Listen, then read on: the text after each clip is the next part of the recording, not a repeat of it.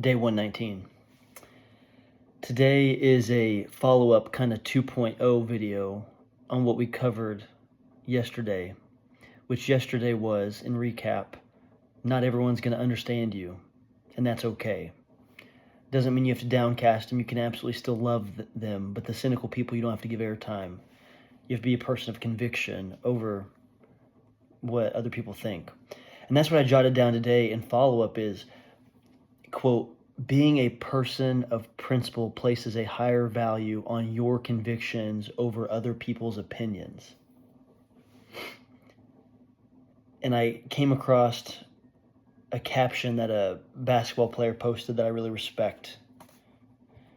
And all it said, I thought it was pretty profound. All it said is the courage to be disliked. I think that's interesting because in no way, shape, or form does that caption insinuate that you are being rude or not showing anyone else Jesus. What I think about when I hear that quote is like just having the courage to be disliked is truly meaning that you have your principles and you are a person of principle and conviction over trying to conform to patterns of this world. Because there are so many people that are maybe in like a leadership role at their work or within the government or just anywhere in society, anyone that's of this world, where it's really easy for these people to get in a pattern of wanting to just cover their own butts more than actually lead people well and actually stand up upon their convictions and to be a good leader for themselves and their family or the people that they're overseeing. And I had a video months ago that we were talking about, like, if you're not a person of principle, then really you're just wearing a costume, basically. Like, your opinion's not yours. It's just a costume that you're wearing. It's kind of what I think about when I think about the quote today, like just having the courage to be disliked. And again, to be clear, I'm not in any way, shape, or form ever going to be rude to anyone or not show people Jesus. There's ways that you can absolutely kill them with kindness. But again, you just don't have to give the cynics of the world a bunch of airtime to where it's cancerous for you or your family.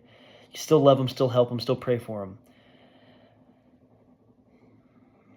But I just wonder if we all had a little more courage to live authentically in the way that God created us amidst judgment. Like going into public, maybe you're at a restaurant, and just saying a prayer, whether you're by yourself or with your family, praying for the food, or you see someone in need and asking to pray with them. Like, I need to be better about these things. Or just simple, like, hey, you're in traffic because there's an accident up ahead. Your first thought shouldn't be like, oh, I'm running late. And I get in the habit of that. We all probably do. But it's like there's literally an accident in front of you. Like, are the people okay? I know that you can't always like hop out of your car and not saying try to be a hero in every situation, but just like saying a prayer for, hey, Lord, I don't know what's going on up ahead, but I really pray that they are safe and that they know you. Pray for their family. Like, we should just be a little more concerned and love people well. And then when it comes to living in our convictions and living for God, like the cynics of the world, the people that are going to either throw stones directly or passive-aggressively make comments or try to ostracize you, I'm just proclaiming and encouraging anyone that ever listens to this is like, have a little bit of courage to be disliked. And I've had a pitfall of that in my life where try to manage relationships really well, whether it's in my personal life or at work or wherever. And I kind of know the right thing to say to maybe not start something, or I know the right thing to say to kind of move on and maintain that relationship. But if it's not a good one, and if it's not one that's founded and rooted like in God, be authentic in living for Him, even if it makes for an awkward situation. Don't change who you are on a Tuesday from what you were just about a couple days before at church on Sunday. Be who you are. And that's just, I'm speaking to me more than anyone here, but it's like, I'm going in this season of life to be so steadfast in the fact of being a person of principle and placing that higher value on my convictions and knowing who I am because of who I am or whose I am, because I know that I'm a child of God, and I'm going to place a higher value on that conviction than other people's opinions. And I just wonder if we all had a little more courage to be disliked by people amidst the comments and amidst people trying to ruin your reputation. Not that it's ever going to get to that degree. I haven't had any major personal attacks, but like I strive in my life, no matter what happens, to be steadfast in my convictions, in my principles, and still love people. But if they don't like me, or if there's some stir that ever happens about Christianity or my convictions and not conforming to the patterns of what other people want you to do, it could be social media, it could be medical decisions, it could be anything. But like, just because someone else is doing something, I'm going to be so steadfast in my convictions. And if people don't like me, or if people want to throw stones, they're more than welcome to. Happy about it. It's fine. Have the courage to be disliked. Because we strive to please our audience of one, which is God. And knowing that He's for us and that He's got us, I place such a higher value on that than anyone in this world's human's opinion.